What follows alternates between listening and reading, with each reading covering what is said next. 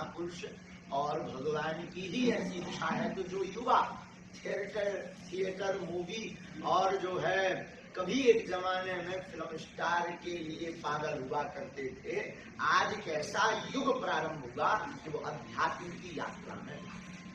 तो इसमें हमारा यही कहना है कि यह स्वर्ण युग है और इसको आप लोग भी भिजाइए और आइए।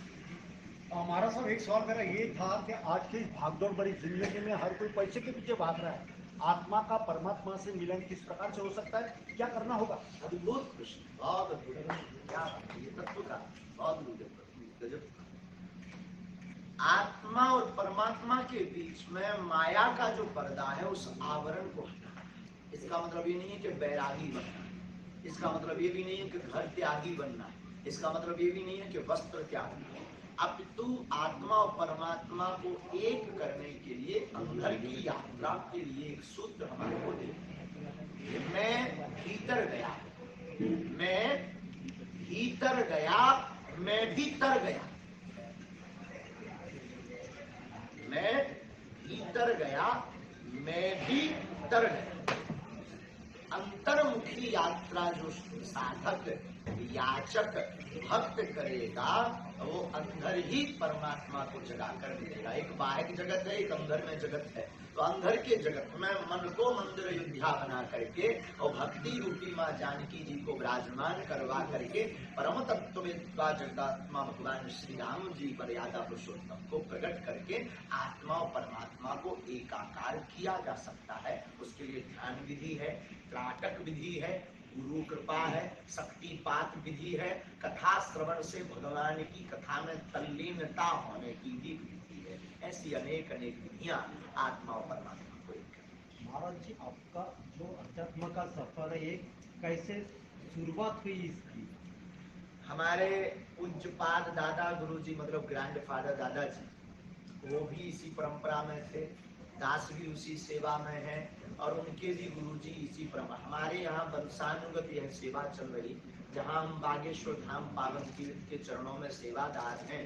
बागेश्वर बालाजी स्वयंभू हनुमान जी जो समूचे भारत वर्ष में अद्भुत रूप में लोग उनके दर्शन करते हैं। तो हमारे दादाजी भी वहाँ पहले सेवा करते थे, अब हम कर रहे हैं। तो हमारी ये परंपरा अंतर्गत है। बचपन में 9 वर्ष की अवस्था से ही उसी गांव में जो बालाजी हैं, हम बागेश्वर बालाजी मतलब श्री हनुमान जी, उनके दर्शन करने जाते थे। तो दादा गुरु जी ने हाथ पकड़ करके उनकी सेवा दे दी। उसका प्रभाव है कि आज भी उनकी चरण की सेवा है।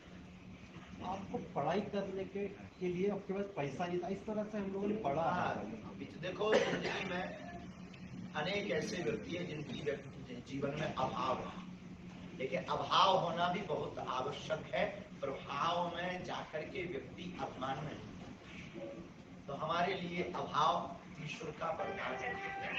हमारे जीवन में धन का अभाव, घर का अभाव, वस्त्रों का अभाव, भोजन का अभाव वरदान रहा, ईश्वरीय वरदान रहा, क्योंकि उससे हम आज लोगों की मन की पीड़ा को समझ पाए कि भूख की पीड़ा क्या होती है। इसलिए बागेश्वर धाम पर 3.5 साल से अनवरत निःशुल्क भंडारा प्रारंभ किया।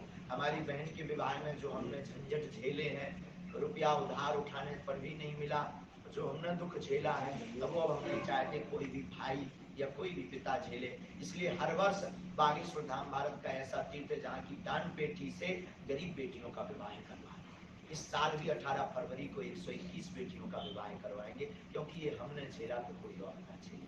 हमें लगता है ये अभाव भी हमारे लिए ईश्वरीय वरदान है। महाराज जी, फिल्मों में देखा गया है कि हिंदू धर्म का प्रचार होता है, अश्लीलता दिखाई जाती है, जिसके बाद अब धर्म सेंसर बोर्ड की गठन किया गया है, जो महाराजों ने मिलकर किया है। क्या मानते कितना कारगर होगा और बाकी देश का यह दुर्भाग्य है, सेंसर बोर्ड में बैठे हुए लोगों पर हमें कई बार लानत आती है कि अगर कोई मूवी बना भी रहा तो साइन कौन करना, और हमेशा सनातन धर्म ही टारगेट क्यों किया जाता है। और भी धर्म है उनके बारे में दिखा के जाने तब बहादुर माने।